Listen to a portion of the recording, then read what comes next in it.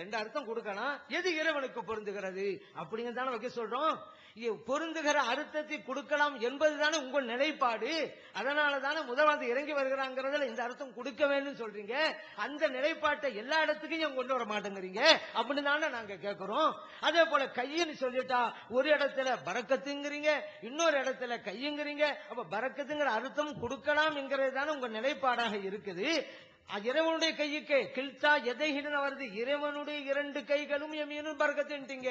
அப்படியானால் இந்த பொருத்தமான அர்த்தத்தை மற்ற இடங்களிலுமே கொடுக்க கூடாது. ஒரே ஹதீஸ்ல முந்தால கையுங்கிறீங்க, அடுத்த வாசகத்துல பரக்கத்துங்கிறீங்க. இங்க இப்படித்தான் அர்த்தம் வைக்கணும், இங்க இப்படித்தான் அர்த்தம் வைக்கணும். இந்த அதிகாரத்தை உங்களுக்கு யார் தந்தது?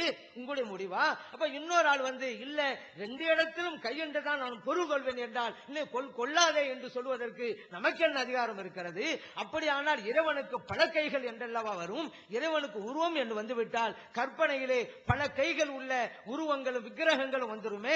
அப்ப ஒரு கைன்னு வழங்க ஒரு கை என்று அவன் சிந்தனையில இருப்பான், விக்கிரகம் அவன் சிந்தனையில இருக்கும். அதே போல ரெண்டு கை என்று விளங்கக்கூடியவன் ரெண்டு கை உள்ள உருவத்தை அந்த விக்கிரகத்தை அவன் சிந்தையில வைத்திருப்பான். அப்ப அதையெல்லாம் அவன் வணங்குவான். அப்படின்னு வந்தா அப்ப இறைவனை வணங்கல, விக்கிரகத்தை வணங்கிக்கிட்டு இருக்கிறோம். கல்லிலே உள்ள விக்கிரகம் அல்லது கற்பனையிலே உள்ள விக்கிரகத்தை அல்லவா நம்ம வணங்கிட்டு இருக்கிறோம். ஆண்டாண்டு காலங்கள் நாம் வணங்குகிறோம் என்றால் அல்லாஹ்வை வணங்கல, நம்முடைய கற்பனையில் இருக்கக்கூடிய விக்கிரகங்களை வணங்குகிறோம். மறுமையிலே எப்படி வெற்றி பெற முடியும் என்று நாம கேட்டோமே. நாம் இந்த உலகத்திலே பிறந்தோம் என்றால் இந்த மண்ணுக்காக பிறந்தவர்கள் அல்ல, மறுமைக்காக பிறந்தவர்கள். மறுமையின் வெற்றி தான் நமக்கு இலக்கு அப்படின்னு வரும்பொழுது அதுக்குண்டான வழிமுறை பிரகாரம் புரிந்து அல்லாஹ்வை வணங்கினால்தானே வெற்றி பெற முடியும். விக்கிரகங்களை வணங்குவது இணை வைப்பல்லவா. நபியல்லாம் ஸல்லல்லாஹு அலைஹி வஸல்லம் அந்த உருவங்களை உடைத்ததே உருவம் இல்லைன்னு தான் அர்த்தம். இறைவனுக்கு வேறு உருவம் உண்டு அப்படின்னு சொன்னா நீங்கள் வைத்திருக்கிற இந்த உருவம் அல்ல, நான் சொல்கிற உருவம் தான் என்று அருமையாக விளக்குகின்ற தருணத்தை விட்டுவிட்டார்களா நபியல்லாம் ஸல்லல்லாஹு அலைஹி வஸல்லம்? அவங்க ஏன் சொல்லல, இல்லை என்பதை இல்லை என்று ஏன் சொல்லணும்? அதனால சொல்லல, இருக்குதுன்னு அவங்க சொல்லித்தானே இருப்பாங்க. அப்ப இருக்குதுன்னு சொன்னா ஸல்லல்லாஹு அலைஹி வஸல்லம் சொல்லாம போயிட்டாங்களா? அதே போல ஒரு கேள்வி வச்சாங்க, அல்லாஹ்வுடைய பண்புகள்ல அறிந்ததும் இருக்கு அறியாதும் இருக்குது, உண்மைதானே? இறைவன் படைத்த எல்லாவற்றையுமே அறிந்து விட்டோமா? வமா ஊதீது மினல் இல்மி இல்லா கலீலான்னு நேத்து நான் ஓதிய வசனத்துல நாம் கொடுக்கப்பட்ட அந்த ஞானம் ரொம்ப குறைவு. படைக்கப்பட்ட இறைவன் இதை சொன்னதே ரூஹ பத்தி, அது படைப்பு. அதையே நம்ம புரியலங்கும் பொழுது படைத்த இறைவனை முழுமையா புரிஞ்ச முடியுமா? லா துத்ரிகுல் அப்சாரு வஹுவ யுத்ரிகுல் அப்சார். பார்வைகள் இறைவனை முழுமையாக அறிந்து கொள்ள முடியாது, ஆனால் அல்லாஹ் மற்றவர்களை எல்லாம் முழுமையாக அறிந்து கொள்வான். நமக்கு எது சொல்லப்பட்டது அந்த அளவுக்கு தாங்க. நம்ம இறைவனை பற்றி முழுமையாக அறிந்து கொள்ளல அப்படிங்கிறது தானே உண்மை. யாராவது சொல்ல முடியுமா அல்லாஹ்வை நான் ஏற்று இசட்டு புரிஞ்சு வச்சிருக்கேன்னு சொல்ல முடியுமா? நம்முடைய கல்வி ஞானம் கம்மியா இருக்கும் பொழுது. அதனால அங்க பண்புங்கிறதா சரியா வரும். உருவண்டு கொடுத்துட்டா ரெண்டு உருவம் சொல்கின்ற சூழ்நிலை வரும். அப்ப இன்னொரு உருவத்தை தனக்கே இறைவன் உண்டாக்குகிறான் என்றால் இறைவனுக்கு தனிப்பட்ட ஒரு உருவம் எல்லாம் கிடையாது, அவன் வடிவெடுத்துக்கிட்டே இருப்பான் அப்படின்றலாம் வந்துரும். அப்ப இறைவன் நினைத்தால் எதுவும் செய்ய முடியும் என்றால் தனக்கு இணையாக ஒரு கடவுளையே உண்டாக்க முடியுமா? அப்படி உண்டாக்க முடியுவது பிரமத கலாச்சாரம் என்றெல்லாம் நாம் நேற்று குறிப்பிட்டோமே. அப்போ ஒரு விஷயத்தை சாதிப்பதற்காக இறைவனுக்கு தகாததெல்லாம் சொல்ல முடியுமா? அல்லாஹ் நினைச்சா ஒரு தெய்வத்தை உண்டு பண்ணலாம், அல்லாஹ் நினைச்சா தனக்கு எத்தனை உருவத்தமான உண்டு பண்ணலாம். இது இறைவனை கலங்கப்படுத்தாதா? இறைவனுக்கு உருவம் உண்டு அப்படிங்கிற சாதிப்பதற்காக இறைவனுக்கு பொருத்தம் இல்லாததை எல்லாம் எப்படி சொல்வது? நீங்க கேள்விதானே கேட்கிறீங்க, உள்ள ஆதாரம் இல்லைங்கிறாங்க. யார் சொன்ன ஆதாரம் இல்லைன்னு? நாங்க குர்ஆன் வசனத்தை ஓதனமா இல்லையா, ஹதீஸை சொன்னமா இல்லையா? நான் அதே நேரத்தில் நீங்க சொன்னதை அப்படியே ஒப்புக்கொள்வதற்காக நாங்க வாதத்துக்கு வந்தோம். நாங்க கேள்வியே கேட்கறீங்களா? கேட்போம். நீங்க சொல்ற அர்த்தம் தப்புங்கிறத மக்களுக்கு தெளிவுபடுத்தணுமா இல்லையா? நீங்க ஒரு ஆயத்தை ஓதனோன்னு சரி சரி, ஒரு ஹதீஸ் சொன்ன உடனே சரி சரி, அதுக்கு எதுக்கு வாதம்? நீங்க சொல்ற அர்த்தம் பிழை, பாருங்க முந்தின வாசகத்தை, பாருங்க அடுத்த வாசகத்தை, இன்னொரு அதிதுக்கு போக தேவையில்லை, அங்கே இருக்கிறது.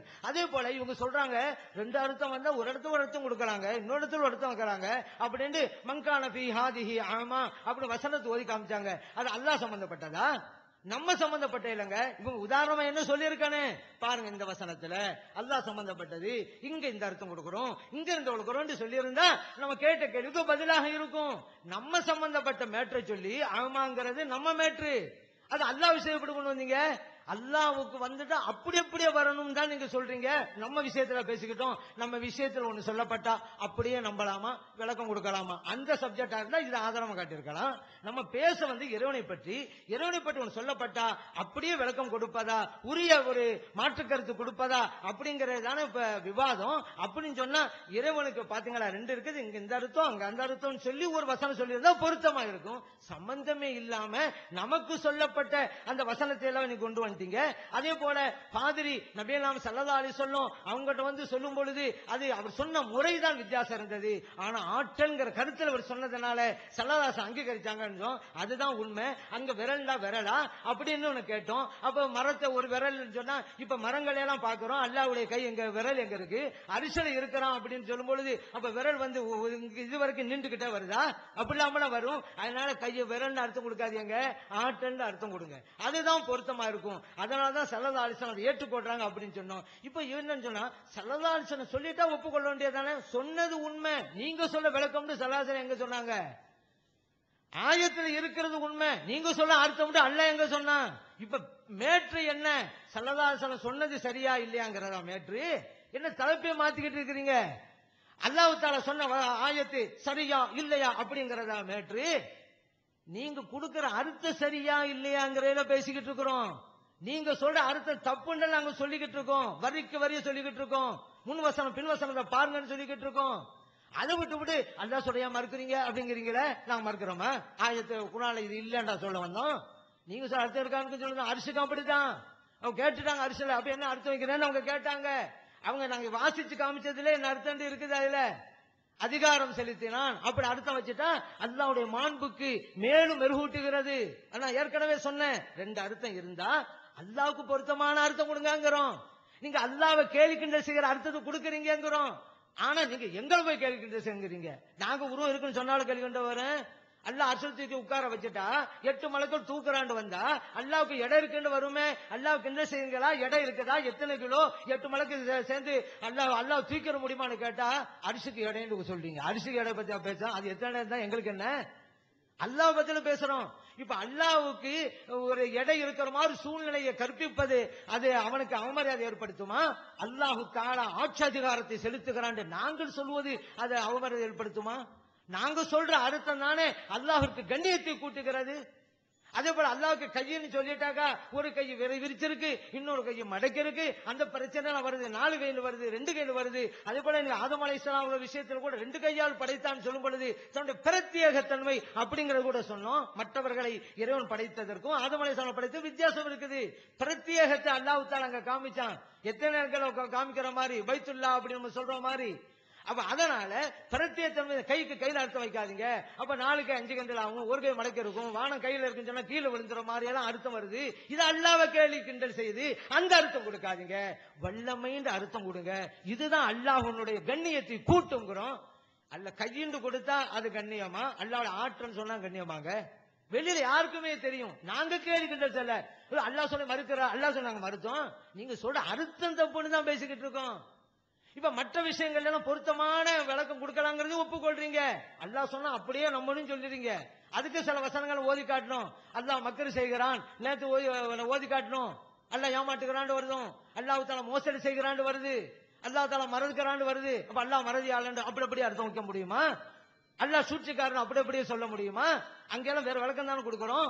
அல்லாஹ் உங்கள் கூட இருக்கிறான்னு வருது, அதுக்காக வேண்டி நம்ம கூட இறங்கிட்டான்னு அர்த்தம் கொடுக்க முடியுமா? அதுக்கெல்லாம் பொருத்தமான அர்த்தம் தானே கொடுக்கிறோம். இப்படி இந்த சிந்தனை ஏன் வானத்துக்கு வர மாட்டேங்குது? அப்ப வானத்து இன்னும் பாருங்க, என்ன சொல்றாங்க? வானத்திலும் பூமியிலும் இருக்கிறான்டா, வானத்திற்கும் பூமிக்கும் இறைவன் அர்த்தமா? இந்த அர்த்தத்தை தானே வானத்திலே இருக்கிறான்னு வரும்பொழுது வானத்து இறைவன் சொல்லுங்கிறோம். இங்க மட்டும் அப்படி சொல்ல தெரியுதுல, இதே அர்த்தம் அங்க அர்த்தம் இல்ல. வானத்திலிருந்து வரும்பொழுது உருவம் அங்க இருக்குது, வானத்திலும் பூமியிலும் வந்தா அங்க பவர். இந்த அதிகாரத்தை உங்களுக்கு யாரு கொடுத்தது? அங்க அல்லான்னு தான் நினைக்கணும், இங்க பவர்னு அர்த்தம் கொடுக்கணும். இந்த பவர் உங்களுக்கு யாரு தந்தது? ஆளுக்கு வசனத்துக்கு அர்த்தம் சொல்லி போட்டா நிலைமை என்ன ஆகுறது? அதனாலதான் சொல்றேன், இறைவனை நாம் வணங்க வேண்டும், முறைப்படியாக நாம் வணங்க வேண்டும். மாறி வணங்கிட்டா நாம் அல்லாஹ்வை அல்லாஹ்வாக நாம் வணங்கல, வேறு எதையும் வணங்கி கொண்டிருக்கிறோம். வெளிப்பட அல்லான்னு சொல்லி வருவோம், உண்மையை புரிவோம்.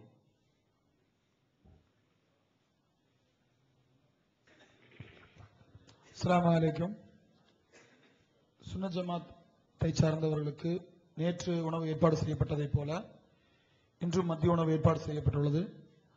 அனைவரும் தவறாதது வாங்கிக் கொள்ளுமாறு அன்போடு கேட்டுக்கொள்ளப்படுகிறோம். அடுத்த அமர்வு இன்ஷா அல்லாஹ் இங்க இருக்கிற வாட்ச் பிரகாரம் 2:30 2:20க்கு எல்லாரும் உள்ள வந்துடணும். கேள்வி பதில் நிகழ்ச்சி அதோடைய நிபந்தனைகள் நாங்கள் அப்ப சொல்லுவோம்.